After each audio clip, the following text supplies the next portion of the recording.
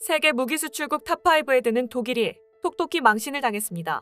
대당 233억짜리 최신 장갑차가 훈련 중 일제히 작동하지 않은 건데요. 기술력을 자랑해온 독일의 대형 사고가 최근 탄력을 받고 있는 한국 방산 수출에 어떤 영향을 미칠지 관심이 가지 않을 수 없습니다. 지난주 독일 연방군 보병중대가 니더작센주 베르겐의 전투 병력 훈련장에서 훈련한 가운데 동원된 푸마 장갑차 18대 전체에서 결함이 발생했습니다. 결함은 전기 부품에서 발생해 누전도 일어났고 소모품에서도 결함이 발견됐습니다. 푸마 장갑차는 지난 2009년 노후화된 기존 마더탱크를 교체하기 위해 도입됐습니다.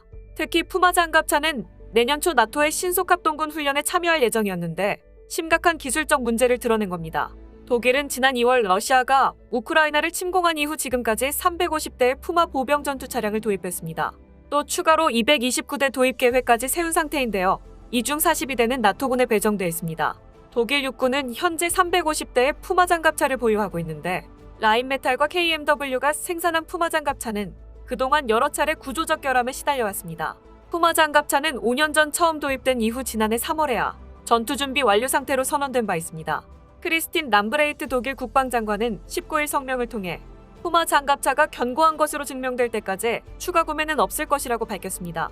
또한 내년 나토 신속대응군 훈련에는 푸마 장갑차가 아니라 이전 모델인 마더 장갑차를 대체 투입할 것이라고 강조했습니다. 푸마는 독일 방위산업체 라인메탈과 크라우스마파이 베그만이 개발한 신형 보병 전투차로 2009년 처음 생산돼 운영 중인데요. 2012년 노르웨이 시험장에서 열린 영하 30도 이하 극지방 조건 테스트에서 작전 능력을 선보이기도 했습니다.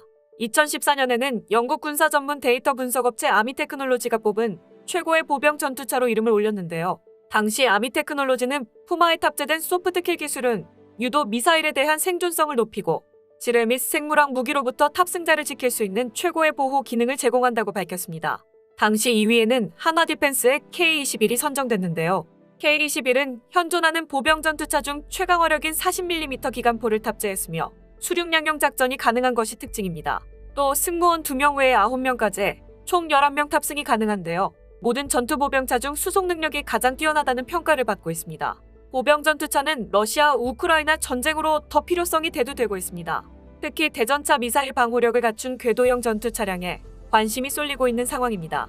이번 푸마의 결함 발견으로 K-21에 대한 관심도 커질 것으로 예상되는데요. K-21을 기반으로 한 레드백이 독일 장갑차의 빈자리를 차지할 만한 후보로 꼽힙니다. 한화디펜스가 이스라엘, 호주, 캐나다 등의 글로벌 방산기업과 협력해 만든 5세대 보병 전투 장갑차 레드백은 호주 수출을 목적으로 개발된 무기입니다. 30mm 기관포와 7.62mm 기관총, 대전차 미사일을 발사할 수 있는 하이브리드 포탑 등을 갖춘 레드백은 복합 소재 고무 궤도와 적탐지를 피할 수 있는 열상 위장막, 차량 안에서 외부 360도를 감시할 수 있는 아이언 비전 기능 등으로 기동성을 높였습니다. 현재 호주의 최종 평가를 앞두고 있고 폴란드 등 여러 나라가 레드백에 관심을 가지고 있는 것으로 알려졌습니다. 이상 이슈대로였습니다. 시청해주셔서 감사합니다. 구독과 좋아요는 영상 제작에 큰 힘이 됩니다.